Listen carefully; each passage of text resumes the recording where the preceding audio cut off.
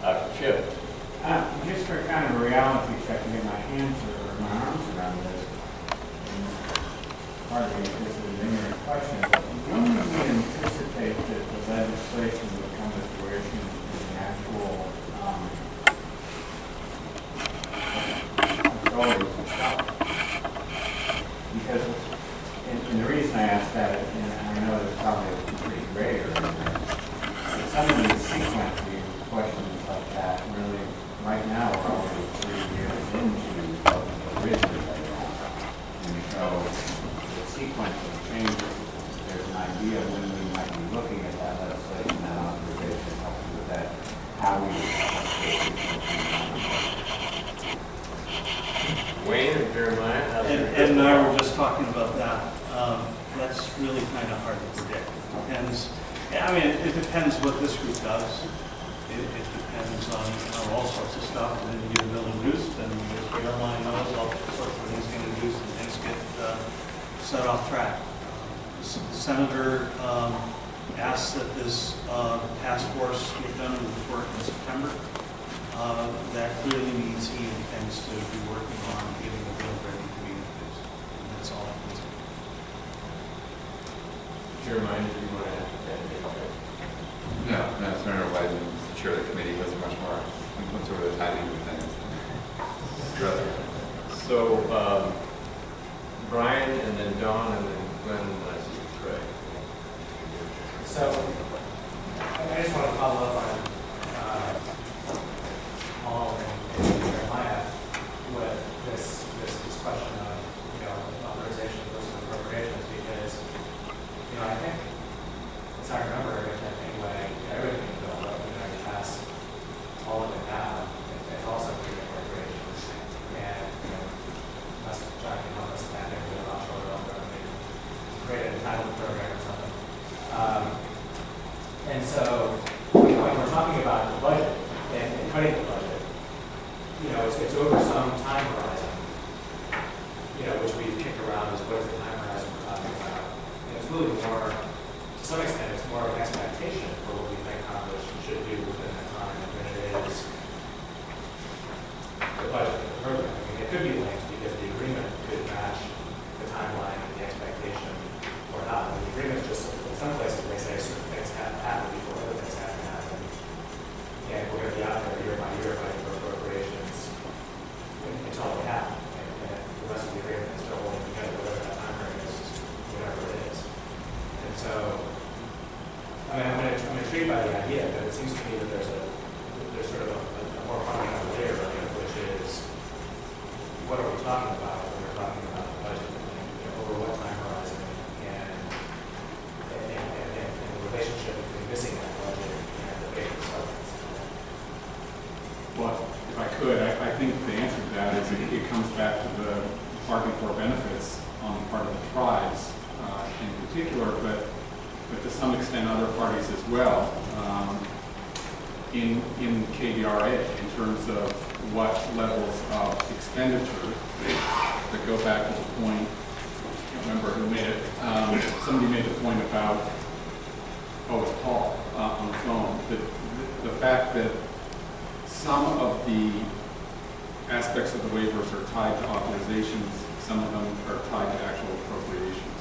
So I think in my mind, that's really the key, and it's particularly the key is the things that are tied to particular appropriations in the waiver. And that's really, in a way, that sets the legal frame for the budget. Dawn. I'm thinking from our tribal members' perspective about what we're going to need to do when we get through this process. If we're successful in this task force process and make it to 7, we need to be able to assure our members that we're going to achieve those bargaining for benefits. And, the more risk or the more question there is for the future, the more difficult it's going to be for our members. So I'm mindful of that. I feel I need to restate that because we're not only, and it's not just the waivers, those are the cheap things. It's the ability to have harvestable fish for people. And, what we're talking about doing, if we're successful, it's going to tie, it's going to be forever in our people's minds. If we're talking about achieving the water balance, and it's going to be forever. And our members need to know that we really want to get there. And it's already difficult knowing that who knows what's going to happen in the future with regards to appropriations. So I just want to make that statement just to, I guess, reiterate some of what Troy is talking about. We have expectations. We have made some assumptions that will enable us to get through this, but we have to go back to our members and tell them that this really will work out for us. And our people have been used over the years. I mean, we seem like we're on the bottom of the list, so to speak, in terms of what we received. And we need to have assurances, at least to be as little risk as possible, because it is forever. I just want to get that. Thanks, Don. And thank you for putting that out there. I know you speak, and the points you make are valid for the Klamath tribes, for the other tribes that are at the table. I know also in the non-tribal community, for the Klamath project, for Upper Basin irrigators, they're also looking for certainty in assurances. And so a lot of putting this together is how do we construct legislation? We have KBRA. How do we construct legislation so that we have those things in balance and so that everybody is comfortable that things don't become permanent until they're confident that we're going to get the outcomes and And did you still have something? Well, I want to reiterate what Don said, and also one of the more important things to bring with you is to make sure that if there's anything moving first track, it includes that secondary information. And also the political optics, that will also be the time we do things like authorizing BPA power extensions and authorizing the transfer of Keno. Remember that under the current license, Keno bonds, if that dam is going to be preserved, it has to be purchased by the borough. That requires congressional authorization. Changes to the organic activity, the project has to be fish and wildlife. There's something there as well. All of those things are non-budget, and they need to move in the first track because that is where you get your certainty. You get your certainty by making sure that all the pieces that have to be in the right places are moved to the right spot. Greg? You know, I think I'd be more helpful in this discussion if the federal team could just go through line by line of the budget and tell us what's authorized and unappropriated, what's authorized and appropriated, and what's not. I mean, I feel like until that happens, the rest of us are struggle to make suggestions for how we can do it. So that's actually the second topic we're going to get to. Richard?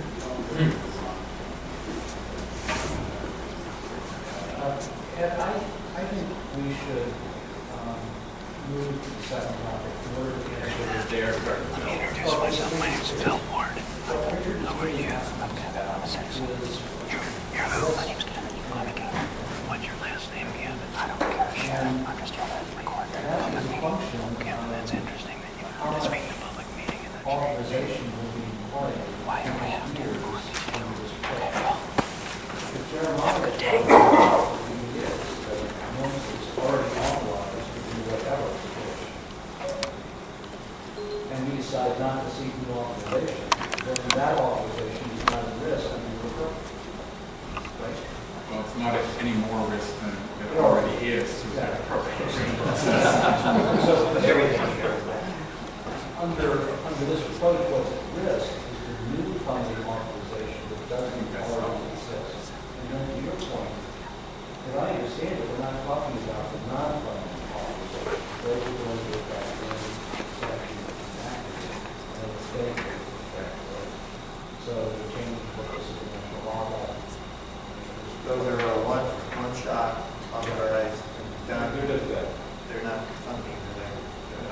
funding commitment, but the actual authorization and transfer and things like that. Great. I guess, again, I just want to raise, and I think you guys are aware of it, but, I mean, this really has to be thought about, because when you're talking about the new authorizations, now you're getting right into our kitchen on stuff. It's our stuff.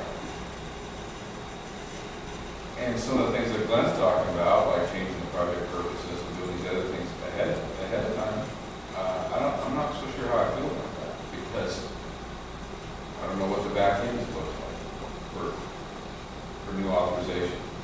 So I just want to throw that out there. I'm going to think about that. So, Greg, let me follow up on that if I can. I think what you're talking about is, well, first of all, I think we've learned recently that 15-year authorization really isn't an option.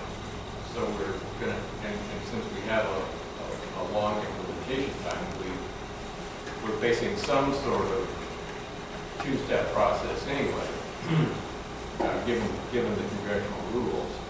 So the question is, can we accurately manage the risk? Can we identify a realistic time in terms of the assurances? I know that's something you're interested in, that those could get done in a, say, 5 to 7, 5 to 8 year authorization. All these other changes in law would be in the first piece of legislation too.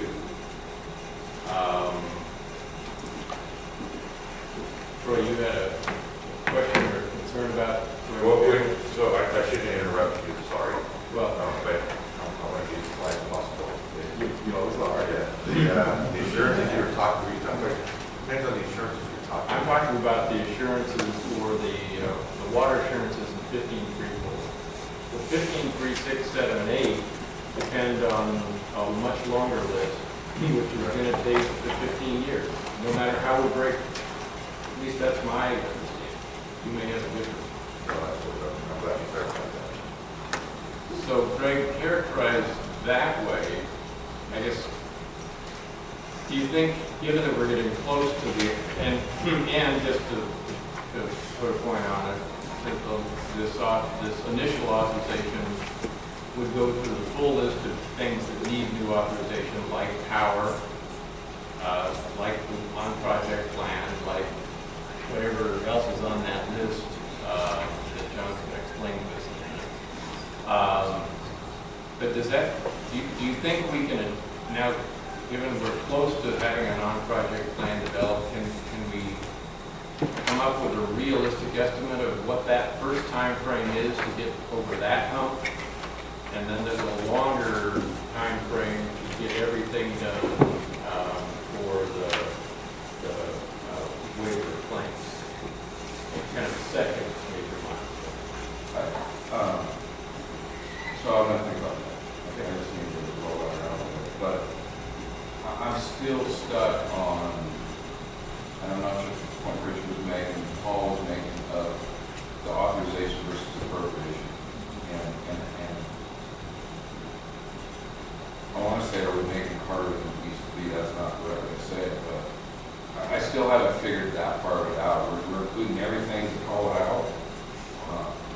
Well, so and on that, let me just say, I wrote that down for the start because I want to spend a little time with Richard, if you're willing, and with Paul and any of the other attorneys that were on the initial drafting, to think through in a lot more detail this authorization versus appropriations and how those whether those check marks have to be authorizations or appropriations or some subtle. Jeremiah? I was just going to add that maybe one way that's helpful to think about it is I think the congressional delegation is going to have to take all the recommendations and sort of input and evaluation of pros and cons from the task force and the subgroups back and decide exactly what the bill looks like. The delegation have to decide to some extent I think at the end of the day, it becomes a question of legislative strategy, whether you put in authorization for things that are already authorized, because it adds a set of other values, or you decide that the risk of making the bill look more expensive is higher, and it's better not to repeat existing authorizations and only talk about things that we know need new authorization. But I think this whole conversation, this question of timing, is a question that's good to be discussing, because the other option that we would have at that point, once we know that what needs new authorization, is that basically if even that amount of money we're doing too much resistance in Congress and can't get it to move, then another option would be, what if we sequenced it? And so the question is, how would you do that? How would you make sure that the right pieces are in each phase of the sequence, so you're not upsetting balance, either in a policy or a strategic or legal sense for the KBRA. So it could eventually go forward. It only talks about authorizations that are new. It's still incredibly helpful to the delegation to have this input on, because of everything in there, or not, or only some of it, how could we break it into phases that might make it easier to pass. Larry? Yes. I'm a little confused and would appreciate people just trying to work this in as we continue the discussion. We keep talking about, the central thesis seems to be some staged legislative process where there's an authorization for some period of years that then presumably, I guess, expires, and then another set is passed. And I'm sitting here trying to think of what needs to be authorized that isn't just binary. I mean, it's off one, you authorize it and it's authorized. There's not a time element to it, you know? It seems to me that the concern about an authorization that's expiring either, it's somehow linked to a timeline. So it's either linked to, if it's some sort of restoration, which doesn't seem to require additional authorization, and you have a certain amount of time to get it done, something like that, or some kind of trigger that needs to be achieved before the authorization actually is, fully endowed. I'm confused about this. And maybe it's the conversation about what specifically is being proposed will rectify it. So let's go to the second issue at a time. Did you want to jump in on any of this before we do? Yeah, thanks, Ed. Maybe I'll start with this. And this goes to our delegation principal here. I don't want lost knowledge discussion, the fact that this is a good discussion to have. The fact that we're having this discussion, I think, is good and important considering we spent just a number of years wandering aimlessly trying to do something for it. So I want to make sure that the robustness of this discussion doesn't detract from the fact that this should be perfect.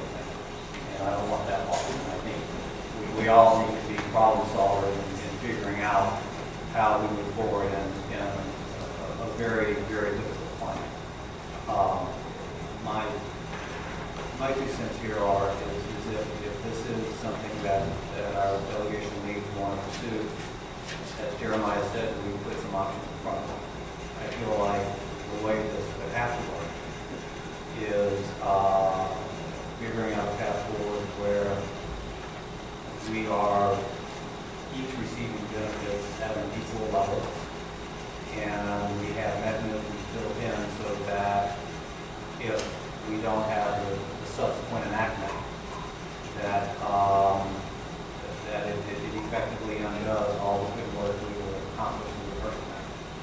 And I think that's I hate to use the word poison pill, but I think fundamentally that's the way we have to look at it.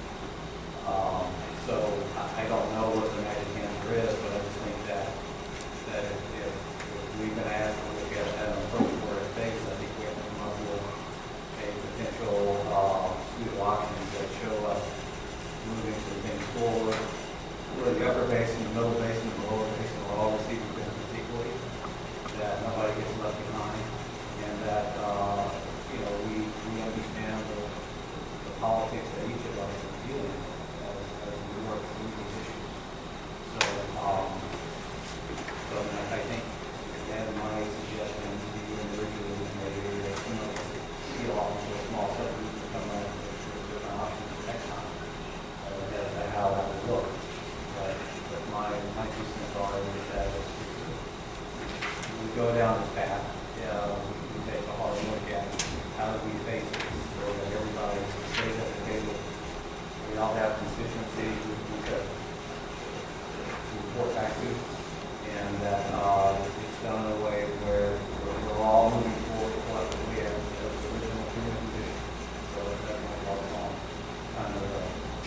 phase.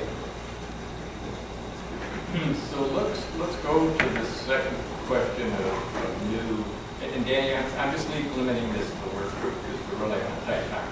I'm glad you guys can serve.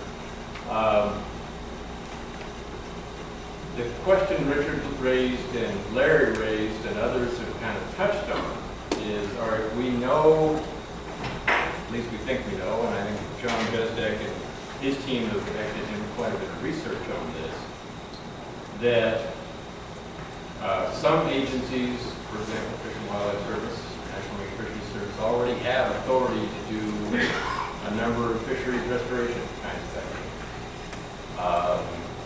Other federal agencies have authority to do other things. There are some things in the KBRA that we know require, that are new. Right. So, And so do you want to? yeah, so I mean, maybe the simplest way is, I'm looking at what Ed handed out, I guess, at our initial meeting, and this is the June 17th, 2011, Klamath Basin Restoration Agreement revised cost estimate. I'm looking here at a revised appendix C2, which is basically on page 8. This is PDF. What's that? This is PDF. Yeah, it's basically the drawing. The one that got up on the screen, John,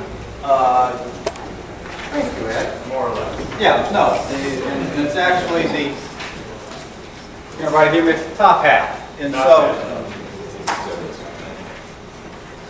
so basically, I mean, this is important stuff here. This is good stuff. We'll hold this for a minute. I mean, I think Paul put his finger on it, and this is going to be a little bit gross, but fundamentally, our assessment is that, you know, the coordination, this is basically the program oversight. I mean, that's something that we have existing authority to do right now. We're obviously supporting this right now.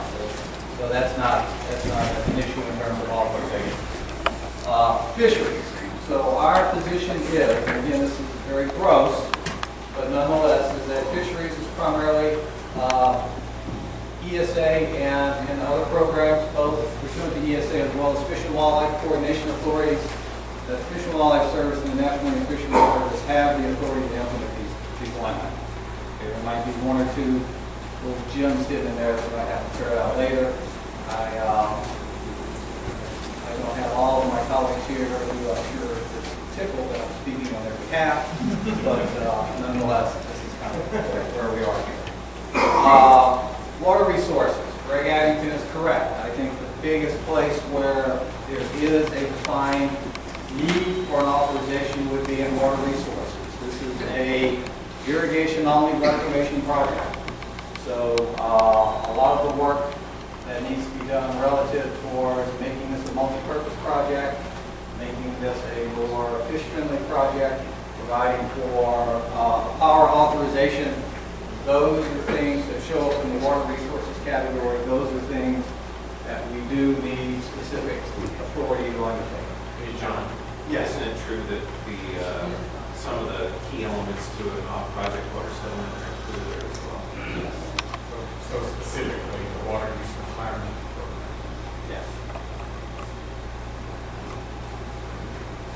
Depending on project or So I think one thing that would help is so existing authorities start to lead over into the discussion about the existing authority as well. Speak up.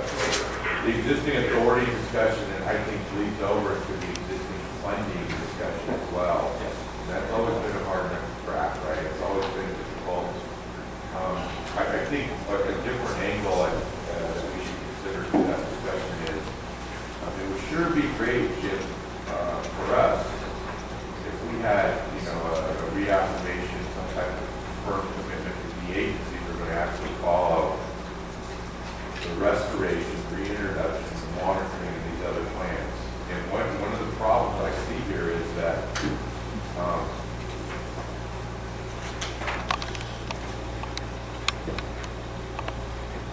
there is you've got turf issues. We've got to sort through. I mean, that's why it's a lot Yeah, we do have some turf issues, although I think between the resource agencies, I think they kind of landed 99% of the way on most of these things. I mean, I think fundamentally for the issue we continue to bump up against, and this is the issue that you and I talked about relative to the agreement that was negotiated after the fish litigation, and that is 2 points. One is it's impossible for the administration to find itself on how it's going to request future budget. That's up to the president. Every year it's based on the president's priorities. It's just a budget reality that we'll have to deal with. And secondly, and this goes to the point that was raised earlier, and it goes to the existing versus new authorization. I mean, and again, I don't have Matt here, I don't have all of my official officers colleagues, but I've had a number of discussions with them, and I'll just pick on them for a second since they're not here. So their restoration budget for KBRA has been roughly about $6 million a year for the last number of years. And they're in a place where within this Fish and Wildlife Service region, they are fighting with California. And they're fighting with big issues in California in terms of where the region's dollars are spent. So if we don't have a new authorization that specifically gives the Secretary additional thresholds in which to ask for that money, Fish and Wildlife Service has to look first within California, or the places we can take money from that are being funded now. And secondly, they have to look nationally. So we need to look at programs in Florida, programs in the upper Midwest, programs anywhere to figure out where those funds come from. So I mean that cuts both ways into the discussion we're having about what does the authorization say? We authorize a lot, we authorize a little. And so I mean I think the fundamental issue is in most settlements of this type, the funding is not going to come as quickly as we want it to. It's just a simple reality. I think Interior has done a good job of funding settlements, maybe a little bit late, but I think they closed them all out. And that's why we set up the tribal waiver, for example. None of that vests until all the funding shows up. So, John, if I can though, just to make a point, because I think it's important that you two come away with what you understand. Even if the delegation decided to write in bold letters, we're authorizing X million dollars for implementation, we would still each year have to go through the budget process within the administration and then the appropriations process within the Congress. yes. And I understand that. I think what we've tried to do is a lot of my consternation over the legislative language, the Title I stuff, has all been about trying to ensure that when the time comes for agencies to request funding, I certainly want them to be able to point to something to be as strong as possible in that, but that they go ahead and request it, because if they don't, then they have this arbitrary, then they've made a decision that will affect our waivers and will affect other parties around the table. Understanding the agreement. John, in what you were saying, were you saying that you thought that an additional authorization was going to be necessary to make the Fish and Wildlife Service more able to? I'm trying to be very careful here and simply state that there are pros and cons to an additional authorization. And with an additional authorization, it definitely makes the legislation look different. Okay? When it comes to the appropriations process, it might be slightly easier to appropriate for the administration to ask for those funds. Okay?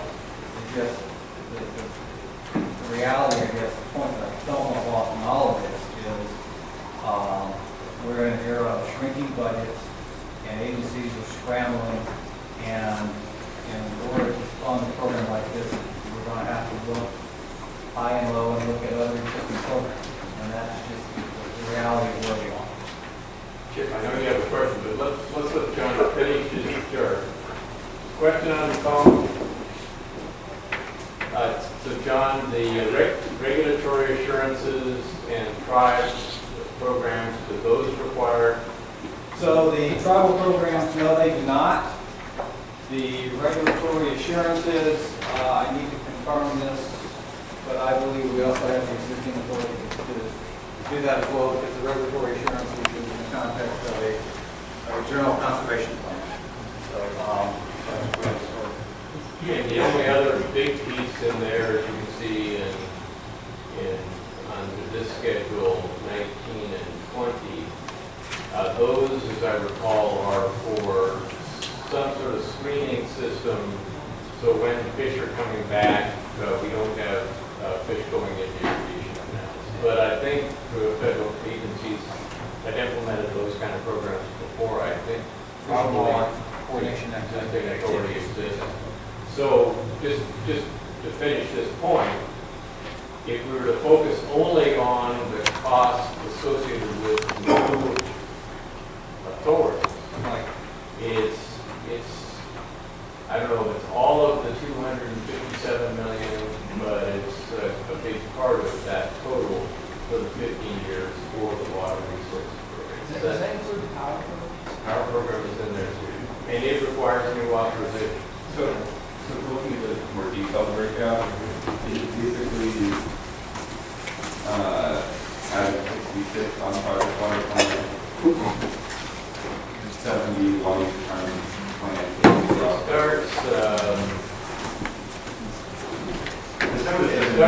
It starts on line 66. And it goes through 76.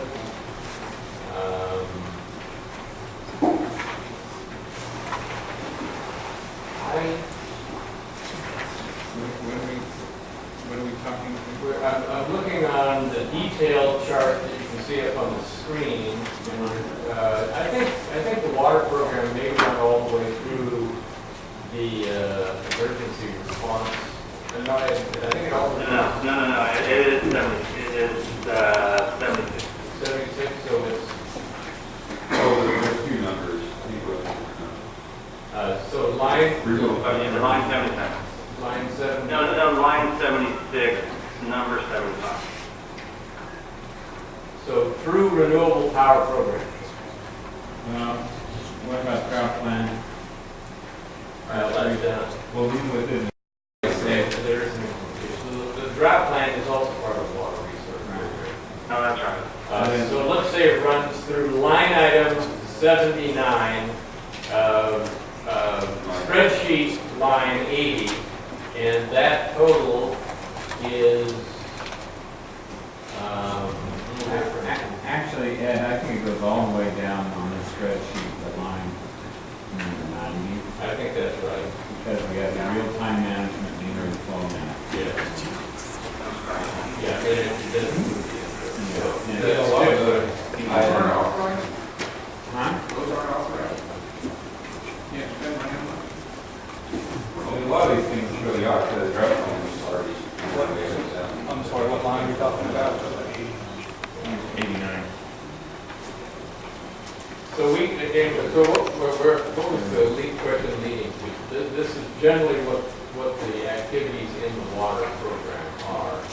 And as you can see, the on-project plan, groundwater technical investigations, costs associated with earth impact, depumping plan, water use retirement plan, critical for the effort-based water settlement, off-project plan and program development, interim power sustainability, the federal power program, energy efficiency and renewable resources, and the financing and engineering plan, several wetland restoration activities, the drought plan, emergency response, off-project reliance, real-time water management, disaster management, and another big item is the interim flow and lake level. Okay, let me add one more thing Yes. to all of this. The other point that I don't want lost in all of this is, let's just say we were able to get extremely creative and maybe find ways to do some of these things, okay? As it pertains to the project, if we start doing these things, Greg has to start cutting us checks. Okay, so I don't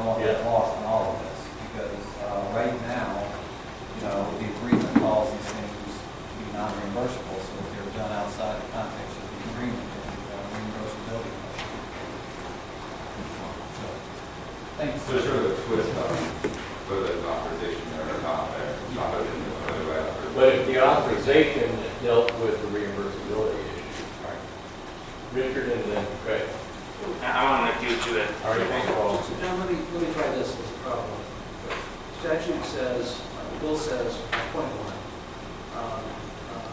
federal agencies are hereby authorized and directed to sign appropriations. And to the extent we need to call out specific non-funding authorities like the Authority for Reclamation Project, supply of wildlife agencies, those authorities are called out. That's point one.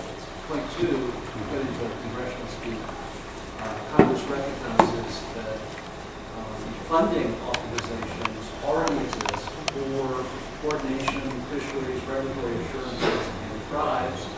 Those authorizations are not specifically limited, and therefore these programs fall within those funding authorizations. Point three, Congress establishes a new funding authorization for the Water Resources Program. In the bill. So how's that? This gets back to this management where we were a while ago. If we did that, this was 7 years ago. We're at 90% plus of Greg's funding. What do you mean 7 years ago? A 7-year funding. It's authorized if you spend it within 7 years, but not spend it in your rate. Correct, because something like 90 or maybe even 95% of well, the on-project and off-project funding authorization. But what does it make sense? Why don't we just say it's authorized and then, Just to clarify Brian's question, because Larry asked it too, for legal authority, you just say it's authorized. yeah.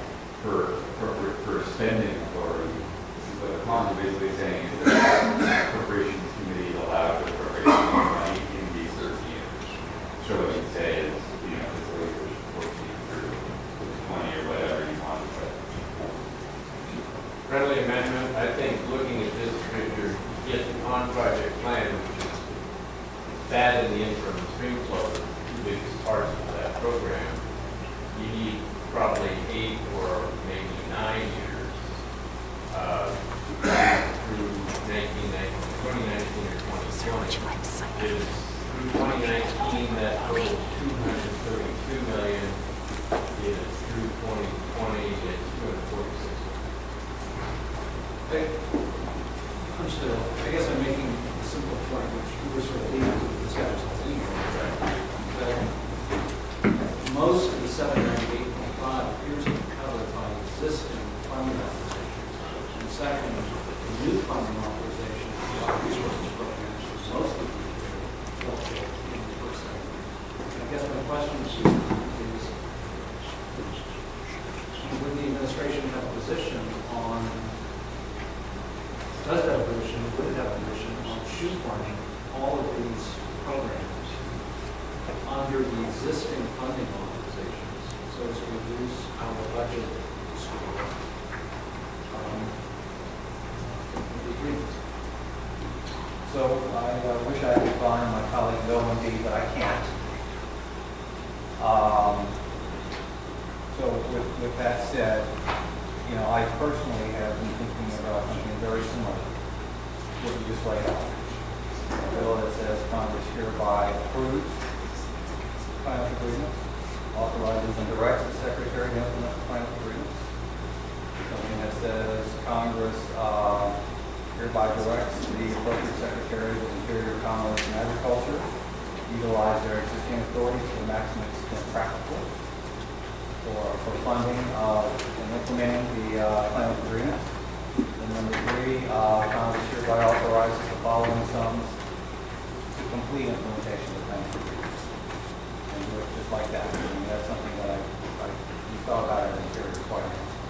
Well, there's two ideas embedded in that too, because if one option for your recommended delegation would be you only include the new needed authorizations.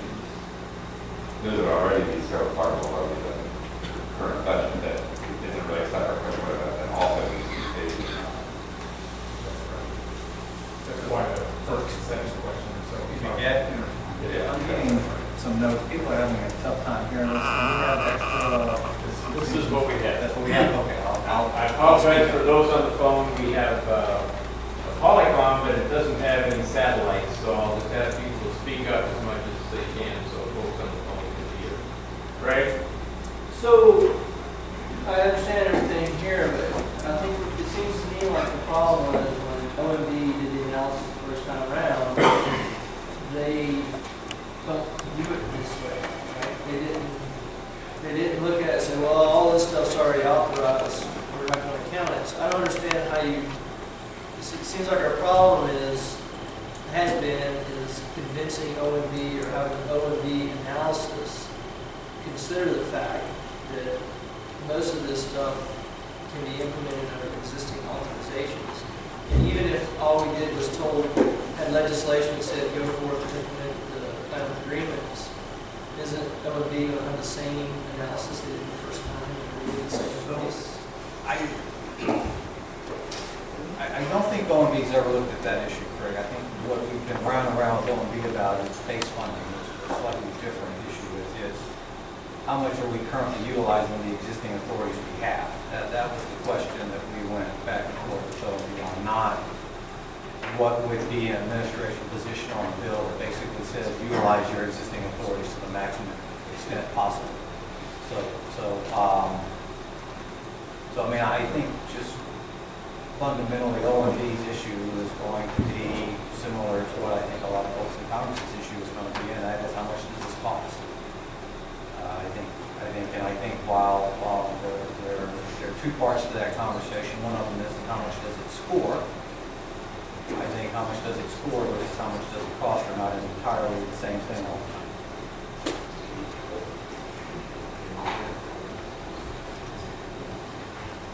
You know what would really help me is if somebody with, brain or somebody like that, drafted some options that we can kind of zero in on. So I was going to suggest, well, maybe this is the time since the vote's tied up. Richard Whitman, John Bezdek, and Leanne Randolph have been talking quite frequently on this. I'm going to, and I'll help facilitate them getting together to at least start on options and bring in others as needed. And specifically, I'll form a second group with Richard Bruce Collins, Paul Simmons, and others that work on the drafting to get into the specific question for 15.3.4 and the other related issues on what are the check marks associated with authorization versus appropriation. Well, yeah, and like we've drafted previously the skinny version of the bill, medium, and full-figured versions of the bill. I mean, those things, but the new concept is, set 5 to 10 year appropriation versus 15-year appropriation. So, I think that's the only thing, the new concept is here. I think it makes sense to me, but I think there has to be some sort of some sort of trigger at the end of a 5 or 7 year appropriation that either gives us a big degree of confidence that the end's going to come, or that there's an opt-out or something. There has to be some kind of, it was hard enough to get parties to, hold hands and take the lead together that we've taken so far. But, if anybody feels like the article benefits that's intricately important to their interest is being put off to some future congressional appropriation without some kind of either assurance or opt-out. This is Dave Goldberg. I'd like to jump in. Go ahead, Dave. I think another alternative is looking at mandatory appropriation. Look at the Claims Resolution Act of 2010, which was the 4 last Indian water rights settlements. They do have mandatory appropriations included in that bill, along with the appropriation for authorization language for additional appropriation. It would be a tall order, of course, finding those offsets. I was blaming Jeremiah and Amy, but that might be an avenue where we can find some of those offsets and have some direct spending included in the bill. they also have cost shares? They did have cost shares.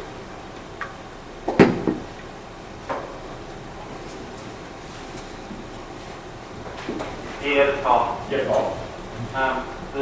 First of all, just on the, I want to offer a potentially dissenting opinion on regulatory assurances and all of that being currently authorized as it is written up in the. So, I personally, I mean, I don't want to, I'm not the final authority, but I think that's in doubt, so to say that. But in any event, it's not, in the scheme of things, it's not a giant number. If it seems like there's sort of a threshold question. If the yellow really is yellow, how much do we need to talk about it? It seems like it would be a poor strategy to say, well, we're going to have 2 phases of authorization of stuff that is already authorized permanently, right?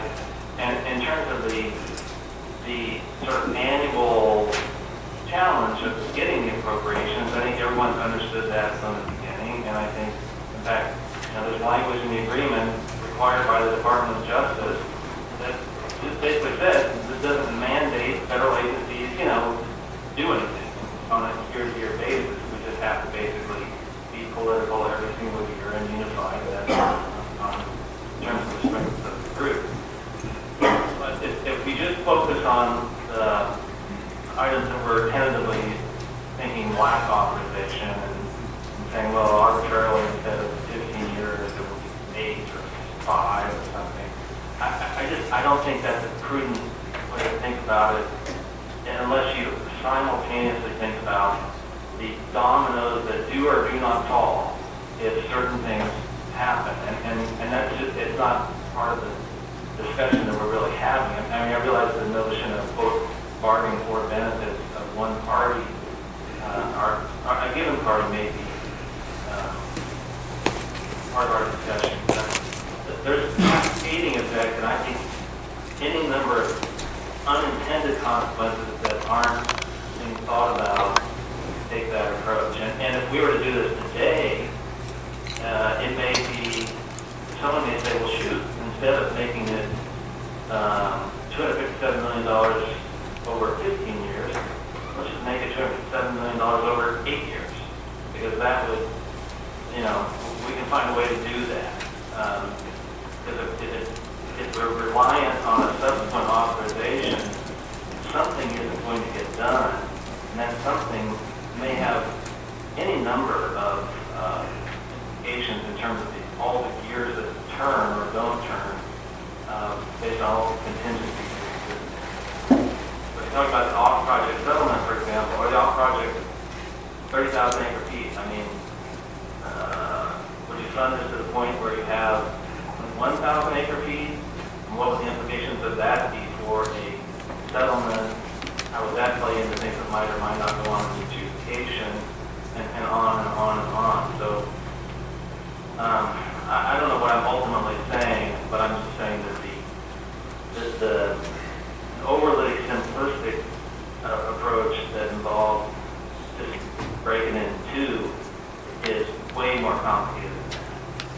So, number one. And number 2, how much do we need to talk about things that are currently authorized, or shouldn't we agree that a strategy that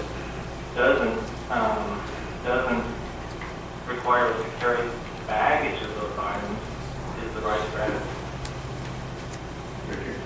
Yeah, just real briefly, the 2 questions are interrelated, and if we bring the number down low enough, I think the first question does disappear at some point, and why not just do it all in one shot, Paul? So I wanted to start with the first question because I knew we would never get to it if we started with the second question first. So, and now I'm going to make my most unpopular person in the room. These are $2,007. A little later in the morning, I'm going to show you turn them into 2014 dollars. They're higher. Let's see, Mike hasn't talked, and Brian and Lynn. do what, we've got other things we need to get to, but if there are new concepts, new things we need to discuss. I just have a couple suggestions that, not a whole lot of discussions, but they're more sort of things to think about.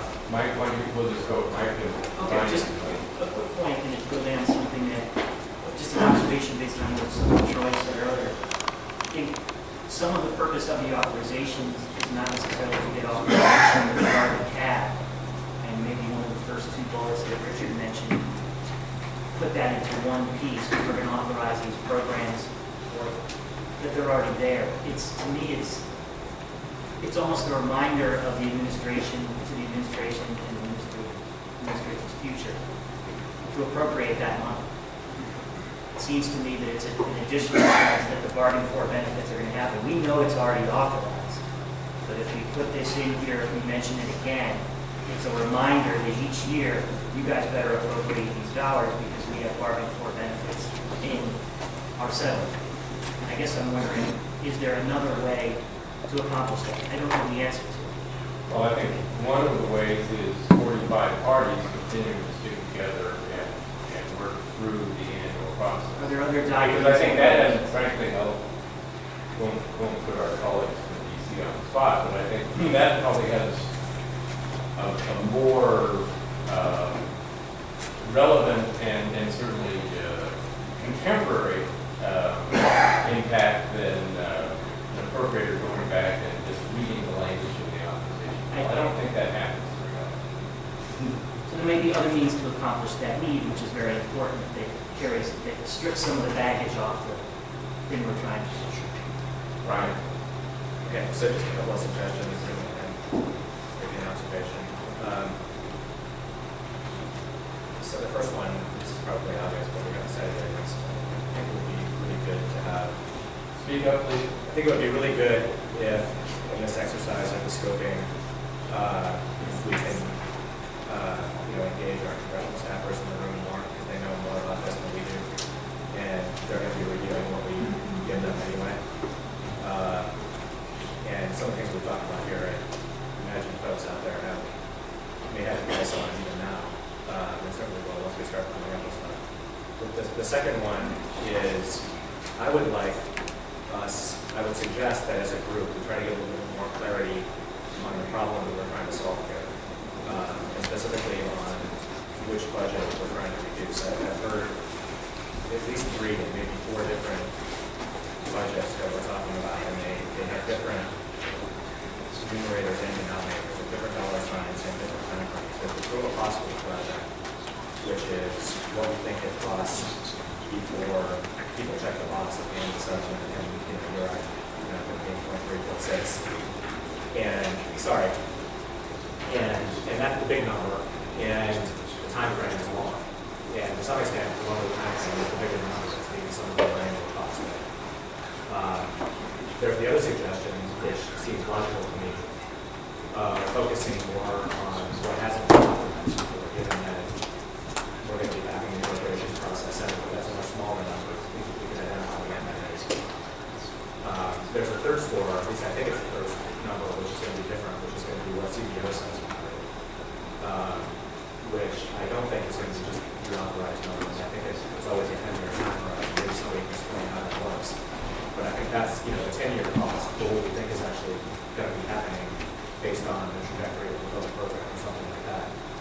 And the choices that we make about how we reconfigure things might affect one of those numbers, but not the other two. And I just think it would be helpful in terms of discussion for us to be a little bit more clear among ourselves about what it is we're trying to bring back to the committee and the rest of the delegation that helps us and helps us find something. Can you glance something down? I want to underscore the need for clarification in our discussion. We're talking about 2 entirely different things, not confusing them. The authorization includes authorizing expenditure, but also authorizing action. That's the first step. It guarantees no money at all. It just puts you in a ranking that is authorized or unauthorized. And then there's the appropriations process, which is the new money. We're talking about what's the new money. What we're obligated to do here figure out ways to reduce that new money as much as can be done with efficient implementation of the program. Very different things, three different things. We have to be very careful how we talk about each one.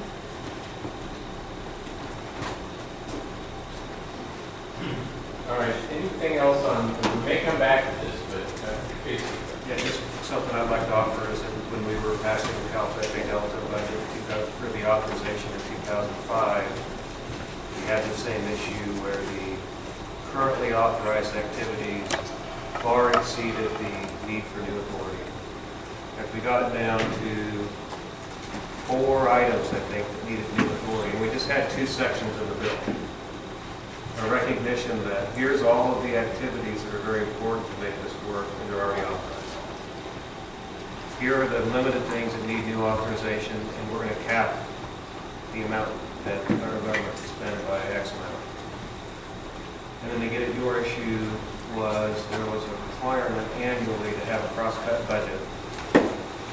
Federal agencies put together that says, here's what we know about our budgeted items this year and out years for the existing authorities and for the new authorities. And that would go up to Congress and stakeholders so that they could track, whether equitable money was. For the point of clarification, so that budget then went up as a congressional item, separate from what would have been embodied in interior budget, or? It was separate from, it was not a president's budget document. It was simply what the federal agencies were allowed to share about their budget at any point in time, and that whatever the legislation required, about funding that had taken place in the past, what we knew was in this year's budget, and what we would project as a need or what was in the president's budget in the future, by all the agencies under the programs that were designated in the authorization, so that people could clearly see how the program was funded using both new and existing authorities. And we would have no objection to having that type of reporting language in any type of authorization. And you might have put through that cost that other one you think about. Yeah, I think that's right. So basically, if you want to put us on reporting every year or 3 years, how we're doing, we'll try to get to you timely. Jason, thank you. John, thank you. I think a lot of people need to digest this a little bit. We're going to come back to you with some options, a lot of benefit to Collins, Paul Simmons, and other sort of legal analysis, so we make sure we understand all the linkages. And I think we're going to need a couple conference calls to get to that when we get further into the agenda. So I want to move now to potential revenue to offset the new federal funding. And John, I think you and your federal team have been doing a lot of work on this question, and some of it is going through the process of doing this numbers. So what, I don't have much to say offline, but I will say that there are some potential off-budget sources of revenue. Mr. Gold alluded to it earlier in one of his comments. It's something we're taking a hard look at. I can't think any more about that right now because we've got a whole bunch of numbers to crunch. We've got to see, there are a number of other organizations that are looking from the squirrels and figure out what's around, what this like, what the pipeline is. Nothing secondary, but we are looking at potential sources of off-budget funding. And some of those may also have to be thinking about how soon they can start. That also correct. So we're looking at those details. Any questions for John? Richard? Okay, the next thing you've got on your agenda is California and Oregon, and I'll let Leanne speak for California, but for Oregon, a couple of things. I'm going to shift speak to this if he wants to. But there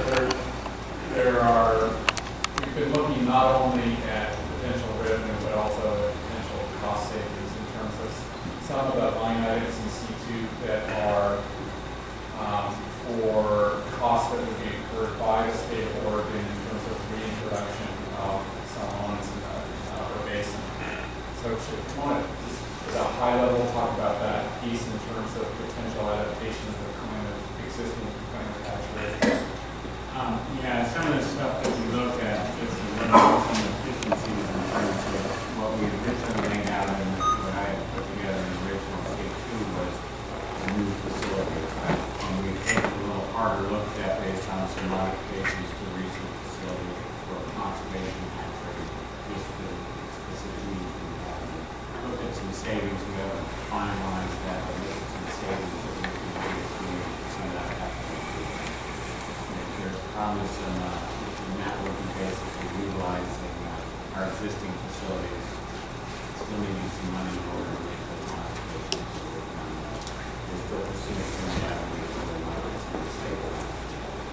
So, in terms of OVFW and its revenues, there's one kind of wild card that we're trying to get resolved about long-term funding of a program called R&D, which is making all this available for countries and stuff, restoration and refitting of some source of funds to some of those opportunities. Yeah, I'll speak to that. So, we did, and does that also include potentially using the Keno passage as a collection facility? Yeah, we're looking at that, but Ted's been, got some stuff from John and Jason's folks regarding what they had originally put together for that Keno model. And do you think we're days, weeks, months away on students? What, questions for Chip? Yeah, we need to talk. I need to know what's happening with that stuff, Chip, and we also need to talk about the tribes facility. So we haven't made any changes in what was going to be the outcome. Different approach to how it works. So you will be affected with Klamath Basin. Other questions for Chip or Ted? Well, After your collection. I guess if you're talking about reintroduction, you're talking about salmon, you might include us. I think this is represents a challenge I think we have in the way we're going to look at production. But I can understand you have a position for, you have the same outcome for a facility. Right. What we've been looking at is the facility aspects of this stuff, because that's what we have basically put out with some of the big stuff that will be some big bumps in the budget. So we've taken a harder look at those, because if you recall when we put those together originally, we were looking at what we thought would be a much more flush budget. Plus, we've also had some experience with some of these other facilities more recently, because of more refined. So I would just ask OVFW to confer with advice and possibly California also. Why don't I do this? If it would help, I can convene a conference call when you're ready. Include California, plus, and we want to be just 3 guys. So, could you technically give me a little warning then? Just put together a call and explain your thinking, but rough numbers, again, remember, the idea was, the outcome was producing some fish in a hatchery in a conservation setting to help with the reintroduction, help jumpstart reintroduction. Which, the nature of which is going to be driven by the strategy that we'll be pursuing the introduction. And I'm increasingly concerned about making final decisions on facilities and costs when we don't have the reintroduction plan. So we need to explore some territory. Well, Larry, quite frankly, if we're going to meet a deadline in September, we're not going to have a plan in place. Well, I know, but we have to put together basically for facilities based on what we've got to do in the shoot space and perimeter basin. Yeah, well, we're just going to need to talk about that and understand it better, Jim. So I'll convene a call. We'll come back to something as soon as we can. But that's the two things together, the collection facility and a new hatchery, were about $10 million. So it may be that by same outcome at using existing facilities, some of that, the potential for some savings. We're exploring. Richard? Okay, so a couple of other things as far as Oregon goes. Oregon Watershed Enhancement Board, I think most of you know, has been a fairly significant funder in the Upper Basin. The Watershed Enhancement Board is looking at a strategic investment program for the Upper Basin and a potential increase in commitment over a 15-year period for investment in land on the order of something like a total of $12 million.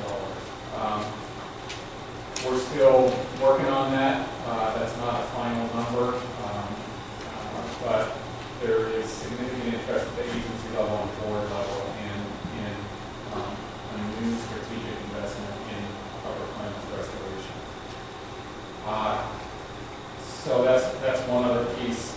We're also, and this is not as far along, but in terms of some of the other Upper Basin issues, there's some other potential state resources, lottery funds through Oregon Parks and Recreation Department that could be used for some of the specific activities that we're talking about.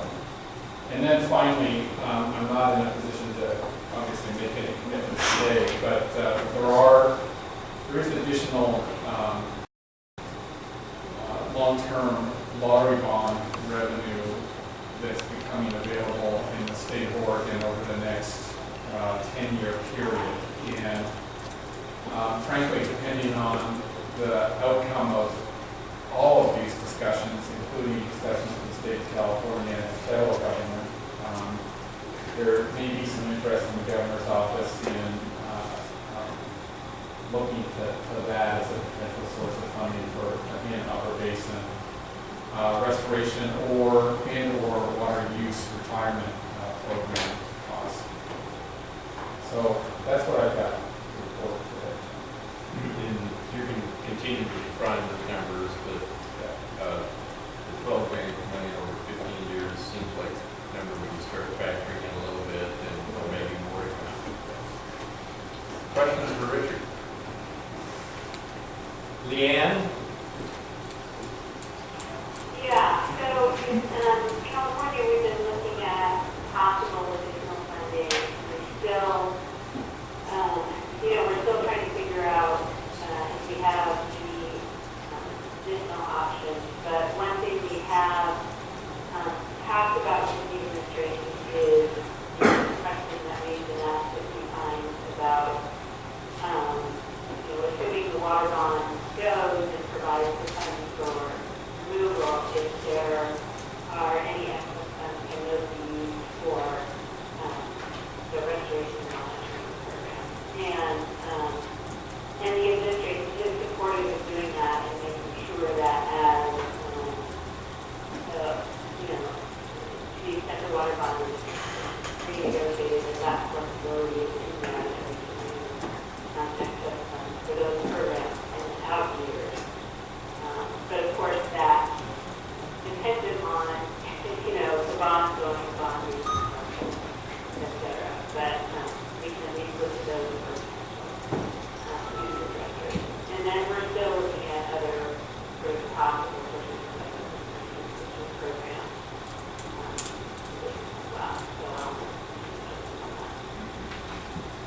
And Leanne, any considerations on the amount of potential unexpended bond funds that people ought to be thinking about as they're keeping track?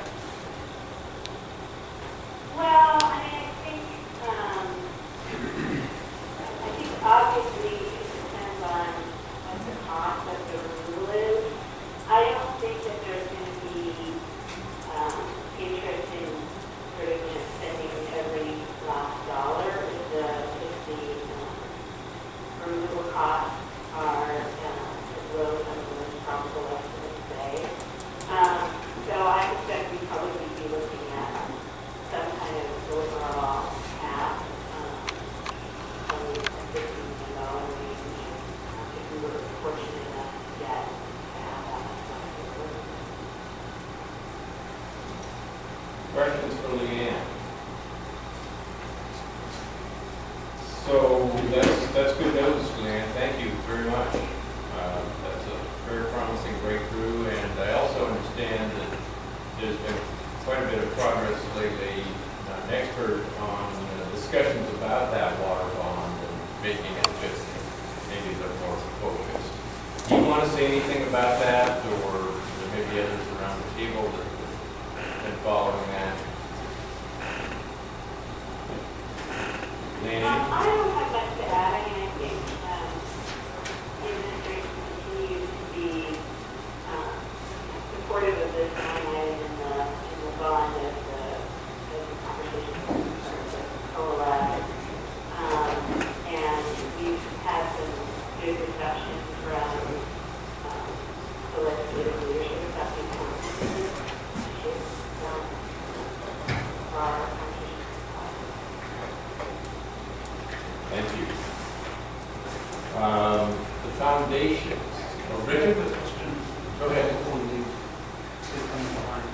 And just focusing specifically on California bond funding. There's no possibility that the California bond funding will be assured by September, or whenever the bill is. So from a congressional perspective, how do you take this into account? I mean, what Leanne is saying is, or I'll say it directly on my behalf, I think that the water bond is coming back from the dead.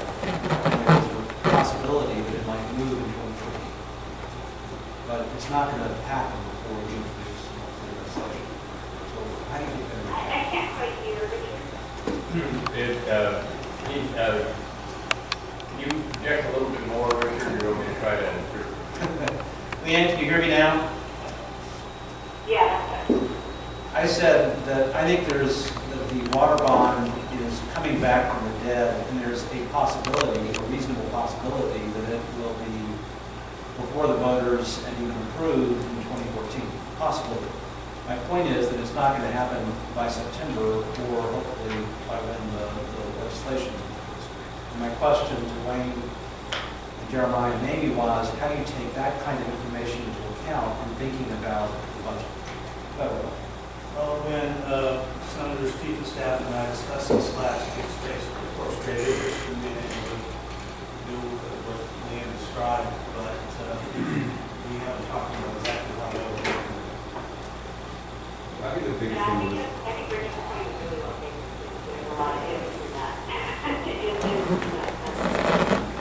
I think the legislation we've written in the past, where we have to figure where we're at right now, which has to assume that the water bond is there, because at least the portion for dam removal is going to be like that's what California is committed to. And then it seems that the question for September will be whether California can come up with some kind of a firm number that could be relied upon. You know, it could be either eaten up by dam removal, if it's not eaten up by dam removal, how much would it be that we could also sort of similarly count on? That's kind of all we need to use that for something. Right? But I think it gets delicate because if there are other things that are intended to us in the water bond, you got to be careful with that. With that, and things that may be in the water bond that we would oppose. So, I think that's one thing would be too. We should have that discussion. And that this is something we raised for several years in different forms. What's in the water bond, it would not make sense for us to see support for the ground and have adverse impact on the other side or something like that. So we need to be wary of that. Glenn? I would urge people not to make passage of the water bond, a particular water bond, and a particular date a contingent condition for the rest of the federal legislation. It could happen any of a number of ways. There are alternatives, there are backups under discussion, there are future water bonds, possible that this would fail. The point is, California has pledged to be good for the money by 2020 when it is due. And that's the only condition, if there is any condition for moving forward. That will happen in one way or the other.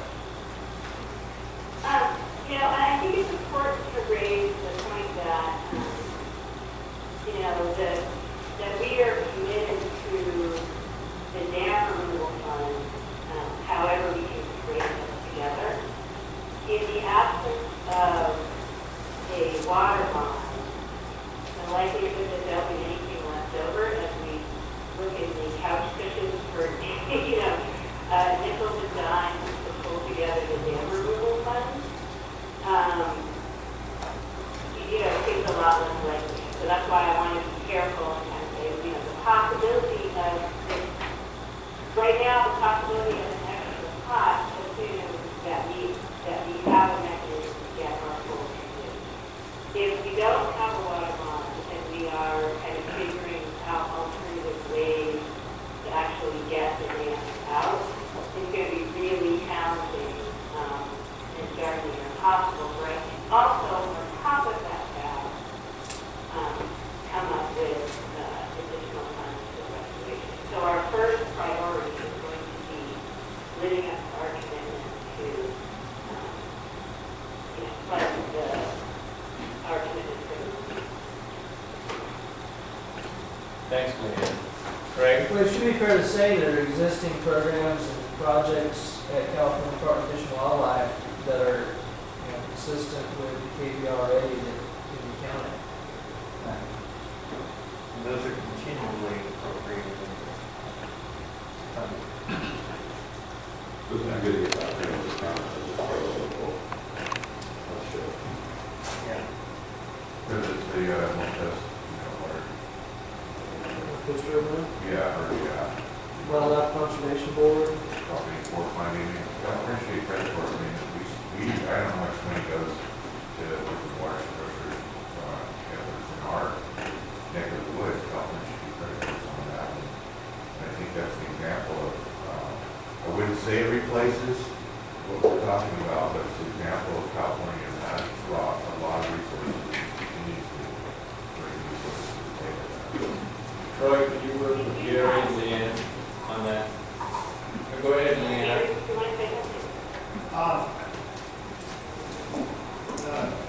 The Department of Fish and Wildlife does have a restoration tree restoration grants program, and the state component, the federal, state, and national program,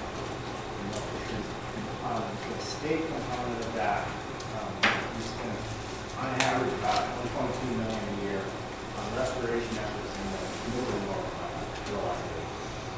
That's been going on for quite some time and projected to continue at some level. That's a statewide program that has the dollars that have gone on average. But I think that's healthy information for Congress to appreciate and say, well, what's California doing? We're just waiting to respond. Well, no, here you go. Here's what's happening. Here's the types of projects that You're right, there are other sources of money over time, like the Wildlife Conservation Board has a number of projects. Those tend to be more ad hoc, it's not necessarily a commitment, an annual commitment to But I think similar to what Richard's bringing to the table from Oregon, from, can't remember the name of the OWEB, maybe California Wildlife Conservation Board would make a similar priority commitment to funding projects consistent with KBRA, similar to what OWEB's doing. I don't know, but that's what we're thinking about considering. So, if we could ask, try to get information to the states on other programs they're aware of, and then if we can ask the states to compile that. We remember in our table coming out of 2011, we did, I think, do a pretty good first cut of identifying that non-federal funding. And now I guess we're trying to see if we can take that a step further. Richard's put some new things on the table that in fact could actually offset the need for new federal funding by bringing some OWEB funding, some potentially lottery funding that would, again, accomplish the same outcomes that we're all interested in, but reduce that need for a new federal, which I think we can sort of charge from the delegation. Other questions or discussions on either the federal or the California and Oregon? Yes, speak up. I just have a quick question waiting to your mind, and that is in the context of some of our ongoing programs which complement what's going to go forward. What I'm hearing is it'd be good for us to summarize some of that from a financial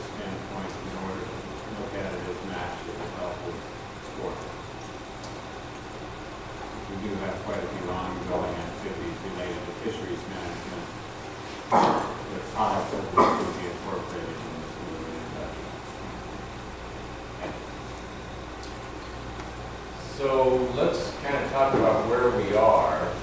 I've got on the screen, a lot of numbers, kind of keeping track.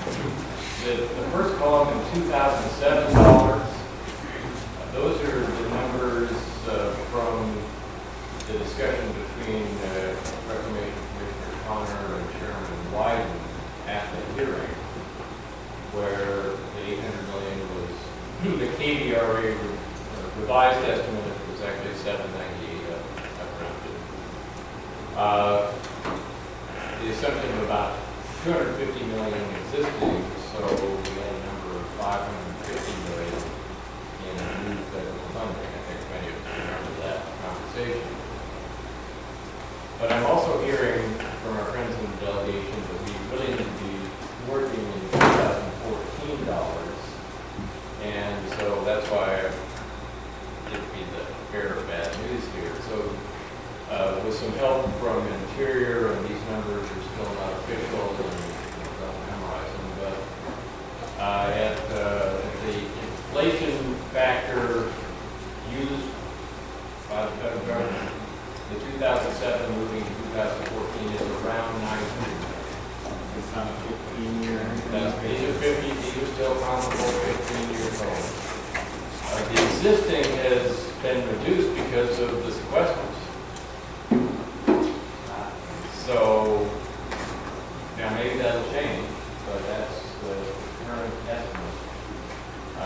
So, with inflation and the sequesters, the new, if we look at the whole 15 years and the whole package, now we can we'll get the small group to focus in specifically on the new authorization number, which for the water program, I think is considered, well, obviously, and all. But anyway, that's, yes. There's another factor, and that is the original budget started in 2012. And the reality is, if we were to pass legislation now, we wouldn't be even the 2014 budget, we'd be in the 2015 budget. So there are 3 years there that either have to roll forward, in some cases they do, or drop off, depending on the program. Right. So there's some savings there just accomplished by the dint of the passage of time. Some of these things are along the road. I'm trying to keep track of that. I'm not quite ready to pull something Yeah, I've got a out. few suggestions there and some which I'll provide you later. But the reality is that saves money by default. Right. Certain things that simply can't be done on schedule and no longer will. Right. So, to me, this is why our first discussion, I think, was so important. If we can focus on just the new authority, and it may be that when we figure that out for the water program, it'll be something that you can cover through the major activity. Maybe we'll report back to that.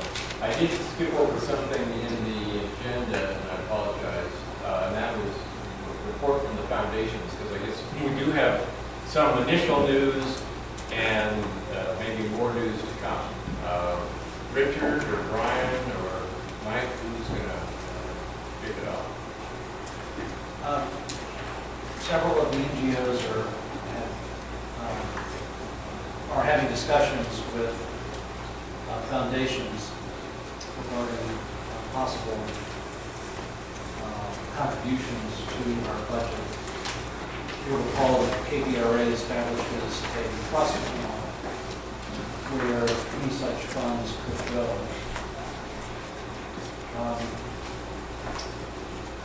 Some of this task force have expressed the view that it's a fool's errand, and it may be, but I assure you that our question to the foundations is, essentially, are you able to fund at a level of 10 million and higher? Because anything less than that doesn't really affect voice the Congress estimate. I hope to be able to report something more specific next time. But just picking up on the point I was making about California, we're not going to have checks in hand, and not the level necessary to make a difference to Congress by September 30th. So I think instead, whatever we can report will be in the nature of affirming that we are doing our due diligence to secure non-federal funding. And from a party perspective, I think it could help with risk management. If we are able to secure non-federal, in fact, non-public funds at the level I'm describing, and to go into a trust account where they're held from year to year without anyone say so, that could help. Risk management, particularly in the appropriation cycle. So that's the report. More to come at our next meeting on September 5th. Or whenever it may be.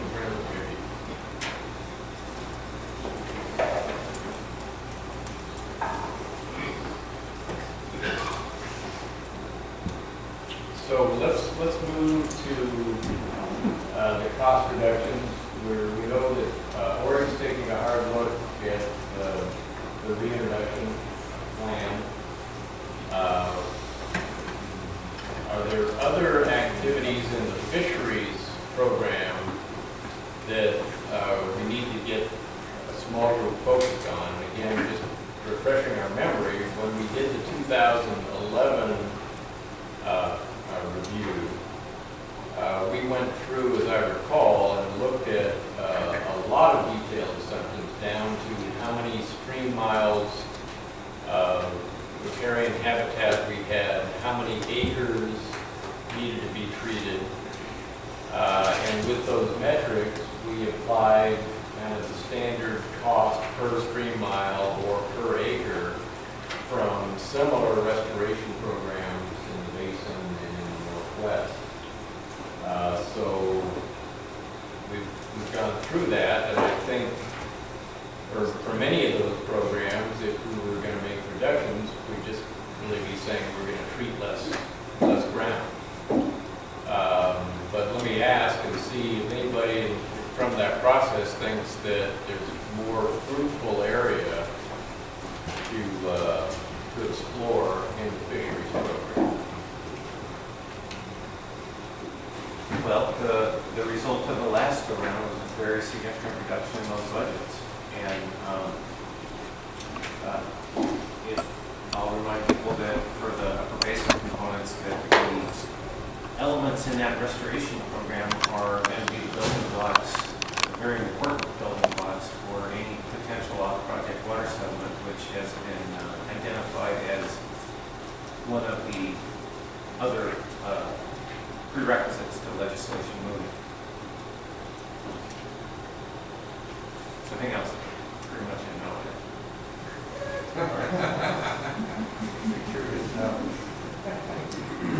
Other, so look, and the risk may continue to be the most unpopular person in the room. We had some discussion last time about not cutting, but sort of reprioritizing the timing of some activities.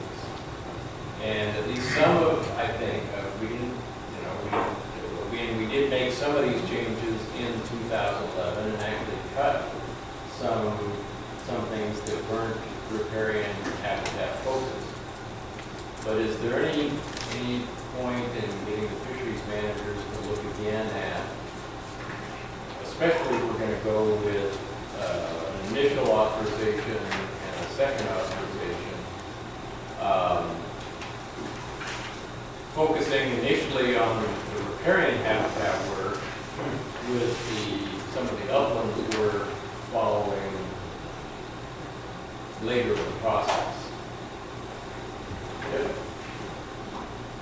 What would really help me, and I think all of us in terms of this planning, is if we can as a group come to some consensus as to what our planning horizon is going to be, maybe 7 years, 10 years, 5 years.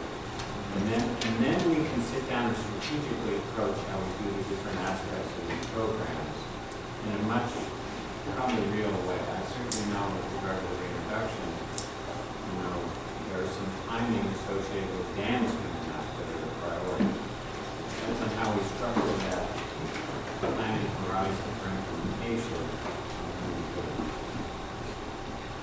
To give you an example, is if we want to have in place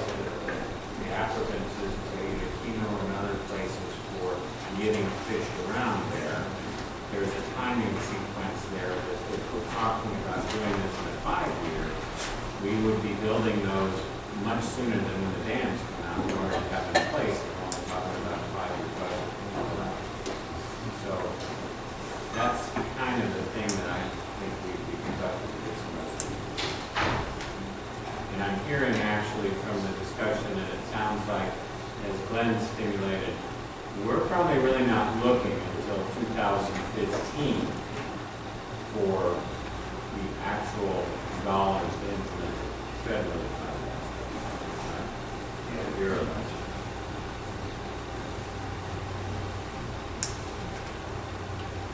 Okay. At the risk of repeating myself, it's like, it's really hard for us to do that if the agencies can't tell us what's already authorized in road papers and what's not. So how do we look at these budgets and understand, considering if that's something that's already authorized in road papers, right?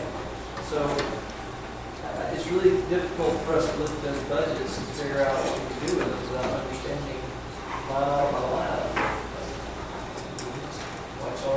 what's happening already. Well, you're speculating, right?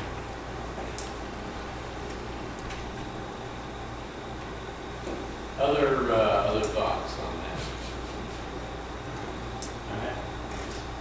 If I ask a question. Other things in the fisheries programs we haven't discussed. Glenn? This doesn't fit neatly anywhere. It's the water bank program, the intermodal lake level program on budget line 389. It should be 90 on the spreadsheet, but that is an example of something where the first 3 years of that budget, $5.5 million, now are out. So there, right there, that's off the budget. The other thing is looking at the actual water bank history and water banking. We now have several years of history looking at what it costs to make this work, making some assumptions that some of that will be groundwater substitution and not so much land acquisition, cheaper. That can be done, it can be done reasonably well for $3.5 million a year and not 5.5. So that's a fact. And that also is assuming that in the third of the wettest years, we won't need that program, so it would roll over and it would be available for later years. So that's another way of cutting it down.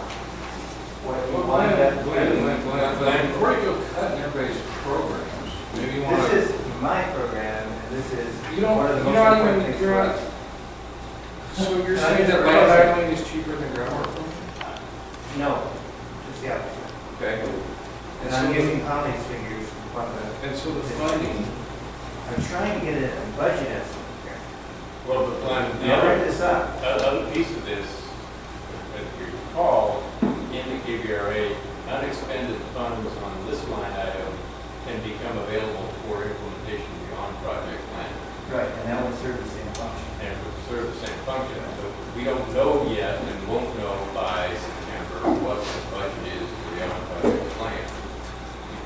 What I'm suggesting is by doing those numbers based on actual history with profit numbers and experience, if we can save through that program about $26.5 million through that entire budget. It's now $44 million and it can be accomplished with $17.5 million in my view. And so what's your assumed sequence of? That would be, Water years. that would be 5 years budget because it starts in 2014, or 2015 through 2019. It's one of those things that is irrelevant after 2019. I'm trying it on the table.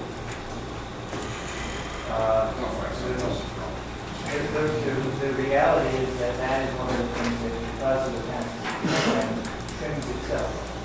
Because those first 4 years are no longer relevant. And it can be done cheaper. Yeah, well done. But in any event, there are other items like that which you need to identify. But that is a way of at least trimming some of the budget.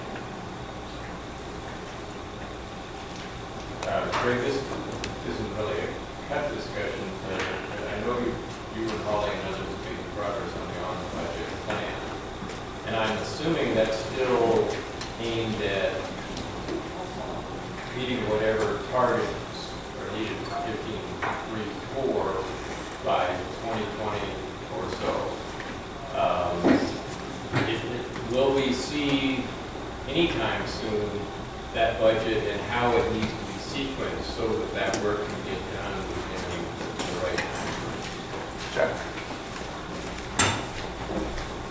The plan is pretty far along. The budget discussion about what, I mean, I just don't know how to answer it. And yeah, last time, I'm better equipped today to answer that question. It's this issue of timing. Do we make assumptions about funding starting in 2014 or 15 or 20 or, you know, and then what are the conditions like, what negotiations are happening between individual landowners? I think we're going to try to have something, I mean, but I can't answer. I haven't been that involved. Well, it just occurred to me, I mean, Glenn may have a point that some of the years have passed and actually some of the federal funding has been spent on various things. So we need to factor that in. And I'm not sure I have it track of. But it also occurs to me that we can't simply change the dates at the top of the chart because many of those activities are pegged to specific milestones. And so if the on-project plan were done on time in 2020, then your assumption that you just, you know, the first 3 years of the infra program are done and behind us, unless the on-track project plan has to slip because of delays in authorization. And then those 3 years have to be tacked on again.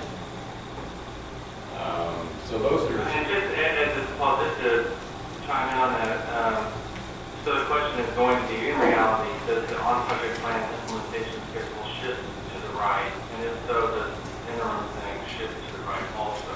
Yes. You know, the plan is scheduled to be submitted, you know, something to, by the end of this year. Then, you know, there's going to be a NEPA document, reclamation has to approve this, I assume the legislative authorization has to exist before that approval can happen. So the real implementation is not going to start as soon as that time schedule assumes by any stretch of the imagination. So how far might it need to shift right? Right now, the plan is trying to squeeze all of the implementation into the time that was assumed that there needs to be a new grant. Whether that's doable or not, we don't know. And if it shifts to the right, then it may be impacted some number of years in run. Well, given the size of the numbers, any guidance I can get will help in the fine-tuning, especially if our focus is now going to shift to the water resources program as part of the strategy. We need to make our best estimates, assume that's the best we can do for our colleagues in the congressional delegation. But you understand that some of this wasn't exactly aimed at a September date. There are other things in progress. Yeah, and Glenn's points are fair enough about the timing and certain time values and that there's certain things. I just caution against using a blanket approach to this year. So this amount of money does what we need to do. It's fun. You can reduce it all you want, but there's consequences for the water supply. And these are only, the tracker. It's also a really interesting question, you know, how much detail really about September, that in the bill up front, it doesn't lay out year by year every line item. It really just gives amounts of very broad categories for ranges of years. So we really get too hung up on how much in what year we offer. That's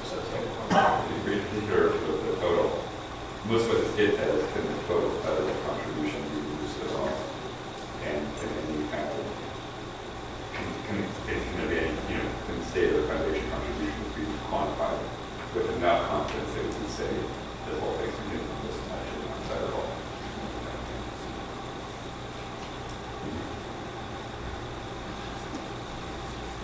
Others, water program. Regulatory assurances, we made cuts last time as the states agreed to pick up and cover all of their costs for participating in those programs. I assume someone would screen irrigation on the spot, but I assume the cost of screening irrigation canals is going to be about the same. I mean, escalated over time, but that's the biggest piece in that regulatory assurance form. So I don't know if there are lots of things to do there.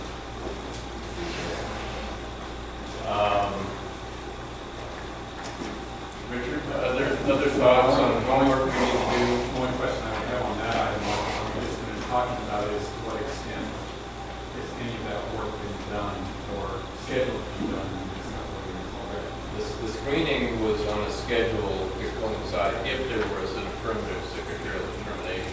Because you don't need to screen them if salmon are coming back. So I think they were scheduled. Correct me if I'm wrong, but those major expenditures are. Yeah, for regulatory assurances, it's these two big bumps, the 12 million and 14 million, again estimated in 2019 and 2020. Those were the screens. Which one on here, all regulatory assurances, the screening basically? Primarily the screening and the preparation of general conservation plans, habitat conservation plans. So,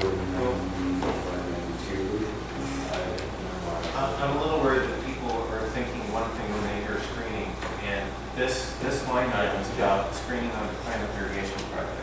Right. There's the big screening of the big diversions. There's a whole separate screening program in the upper basin. That's the sort of irrigator by irrigator buffer. And that's a separate line. Right. Yeah. You have the ones that are labeled here, reservoir, and the federal GCP issue. Yes. What are those facilities Conversion channel. Yeah, I mean, I don't remember what detail Jason has back in what the last year diversion channel, I'm pretty sure was one of those, straight screen, I think that was in there. North of 80, north of 80, for those four. Yeah, yeah. Thanks, Paul. Is that, okay, so I haven't thought about the existing authorities, but, Well, again, the existing authority, there's reimbursable element. Well, isn't it, would it be the same authority that was used to be? Right, which means somebody's got to pay it back. Yeah. So, for those who want And more by the way, I detail, disagree with John, but the government believes John. the regulatory assurances section begins on page 68 of the narrative from 2011 budget cost review. So it talks about Lost River Diversion Canal, diverting from Keno Reservoir, possibly the Klamath Street Stream.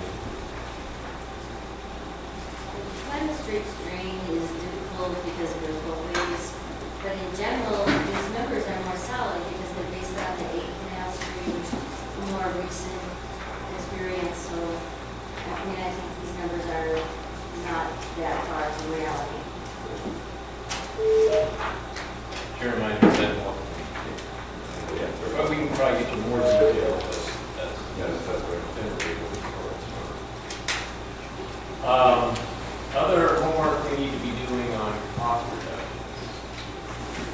We're looking at these general authorities for authorizing us. Jason, maybe Christine can get you a little more thinking about the regulatory assurances. So whether they're already authorized or need to be there. I agree with John.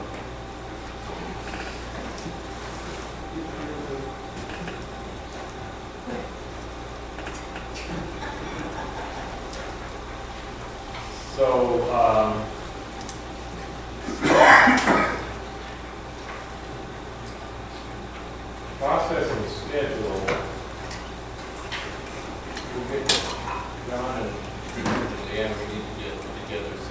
probably Klamath Basin water meetings next week, but maybe we can find some time early next week.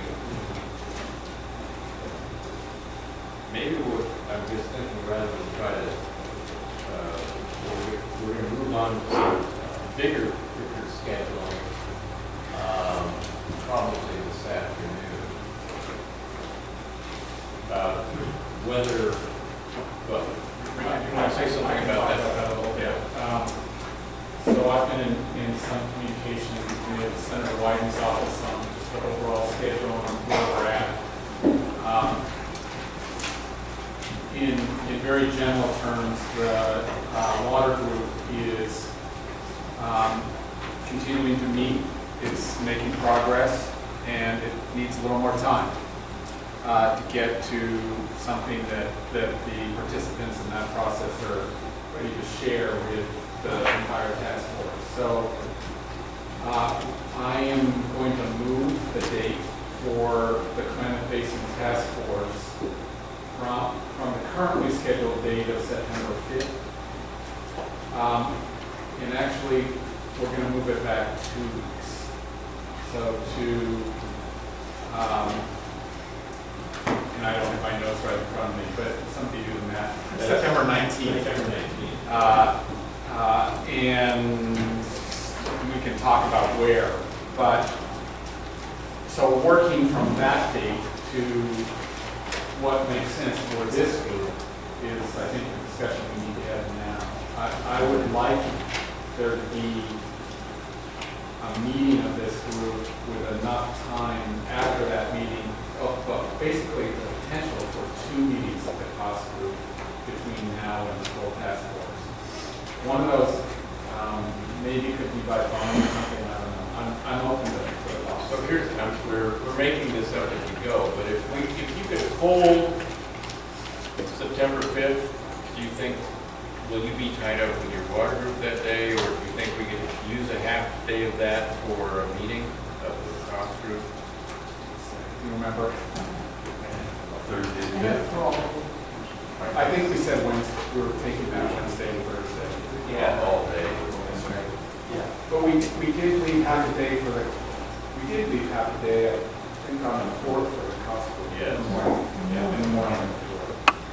So I think we should hold that date for the cost group. So this is something none of you, I think, have heard of yet. But the idea would be in the morning of Wednesday, September 4th, for a meeting of the cost review. Is there anybody that isn't available the morning of Wednesday, September 4th? Presumably that would be in the Klamath Falls area, so it would coincide with the water meetings. Okay. Anybody not available if we had an in-person meeting on September 4th? So I'll get, And I, speaking for myself, I would have to go to Trauma Ready. but if we can set up WebEx and hopefully even a better phone system, all that would work for you. All right, so I'm going to work on the technology. But let's please hold the morning of September 4th. Assume that it's going to be in Klamath Falls. And then what I'd like to propose, even though it might, well, maybe I'll test a couple of these. I think we need to do a little homework and then see if we can't get a conference call. Well, actually, looking at next week, that's, do you think if we schedule a conference call Friday the 30th, that would give us, the small groups, time to at least come back with some more detailed ideas? So if we get everybody here, Any request in terms of next week, other than Thursday? What about the holding, at least for now, since I've got you all here, you've got your schedule, holding time on Friday, August 30th for a tentative conference call. And by then, hopefully, John and Leanne and Richard Whitman will have been able to get together and refine some of these options we discussed earlier. And maybe by then, there'd be further updates on costs, revenues that might be available from the states and federal government. I have Thursday and Friday next week available for the call with the tribes and other partners regarding discussion time. Can we do, since we're going to assume Larry needs to be on that call, he's going to get a water meeting on Thursday, can we schedule your call on Friday and this call on Friday? Actually, Thursday I won't be in that meeting, although I might be in the beginning as a starting. That's right. But at the afternoon probably. Well, what if we schedule, so I'm doing two things at once. I'm sorry, I didn't mean to. No, we might as well. So, Chip, I promised to convene, and it looks like we're going to do it right now. We're going to schedule time. Larry, I want to make sure you and Troy and Craig and others can participate in California. If we did this the afternoon of Thursday the 29th, doesn't work for you? It's less important I'm there than it, it's more important that Belichick and Bellmeyer there. Okay. So if you send out an invite, put them on the, or, it says send out an invite. And if you send out the invite to that conference, I'll include Bellmeyer and Belichick. And for us, it would be Todd, so. All right, so I'll get Belichick, Elmeyer, and Paz. You're available, Larry, in the afternoon? Yeah, could you push it a little later rather You than tell early in me. the afternoon? I'd say nothing before 2. All right, so after 2 o'clock on Thursday the 29th. You bet. And that works for you, Tim, and Gary? Okay. So, sorry to confuse you, but we're going to have this call on the question of that reintroduction hatchery. It'd be a good time to sit down and just talk about reintroduction. And reintroduction, because we're doing some work to try to see if we can get the same outcome for less money, but we want everybody to be participating and be confident as we can that it is still the same outcome. So we're going to do that after 2 o'clock on Thursday the 29th. I'll check with Belichick, Elmeyer, Soto, and it sounds like Sunday and your Curtis is going to be there. And so we'll work on that. Yeah, put Matt Derry on that list too. Matt Derry. Yeah. So, okay, thank you. So then, if we can do that, if we schedule tentatively the morning of Friday, August 30th for a conference call on cost review. Can I ask a clarifying question? Sure. Are you talking about the whole group, or are you talking about subgroup? I was thinking about the whole group and that the subgroup's going to have to meet forward with that. Troy, you were saying you're not available on Friday at all. Is there anybody not available the afternoon of Friday, August 30th? Well, I would suggest that. Yes. Is, we hold it, but it might end up being really pushed out, how quickly things go next week. All right. So let's tentatively hold the afternoon of August 30th. And then I'm going to get together with John, Richard, and Deanne and talk about their schedule to see if we need to get them together on the phone before that. If we can't, then I think we use that afternoon for your call. So is that clear? How late in the afternoon, Ed? Well, we probably start at 1, Steve. I know that's late for you. So, we're not now considering the mornings. I'm sorry. Am I getting involved? So I'm going to review. We are holding and planning to meet in person in Klamath Falls the morning of Wednesday, September 4th. All right, everybody, I write that in there. We're putting in pencil the afternoon of Friday, August 30th, assuming I can get these small groups together early in the week. We would use that to report on any progress so you all can be thinking about it before the meeting on the 4th. Does that make sense, or is this overdoing it? It does, it may be, I would say the 30th is a little iffy, but Well, maybe, can we just use that time for the small group to get together? Is that more realistic? I think. All right, so let's do this. You don't even have to pencil in the afternoon, 30th. We'll get the small group together. Before that session, I'll talk to Richard and Paul and others to make sure I fully understand some of the legal subtleties and languages. So at the risk of really being irritating, could you remind me what the small group is and what you're going to do? Yes, the small, several people said it would be very helpful to have some specific options. So John Bezdek, Richard Whitman, Leanne Randall, I'll help with you. And Jeremiah, and ideally, if we can, Patty Blank. Maybe better student do it morning, right? Basically, obvious is that we're not going to do this by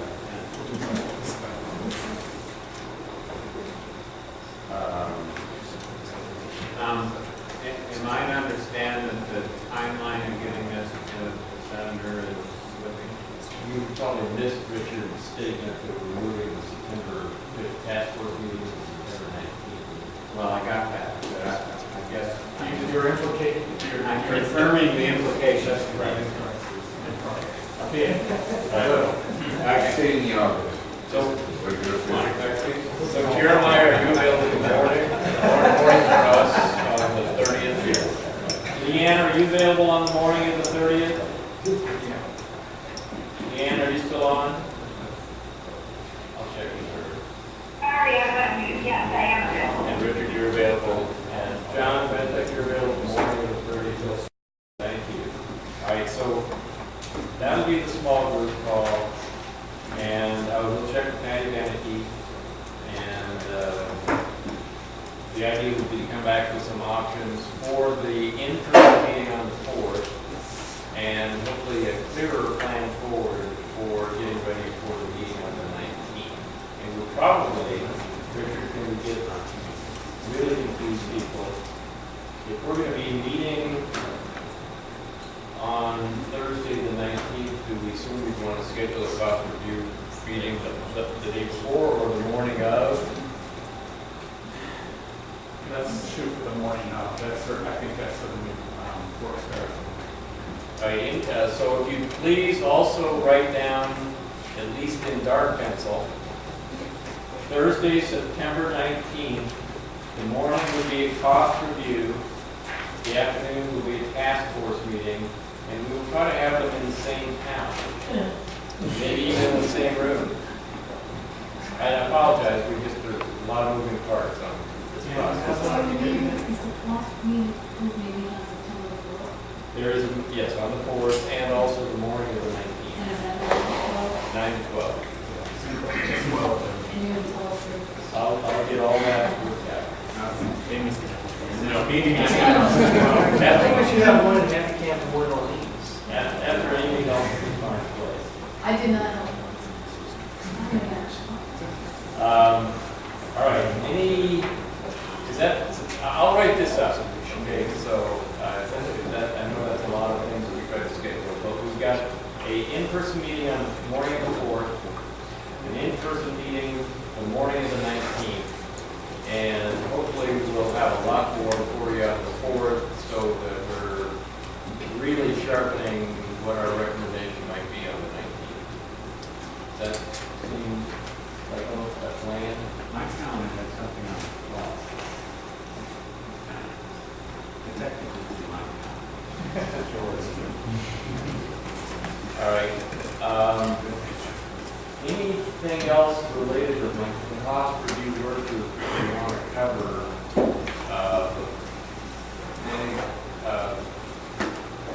Now, if I remember the word, if you want to, why don't we talk further down? I need to get people headed for action so they can have like.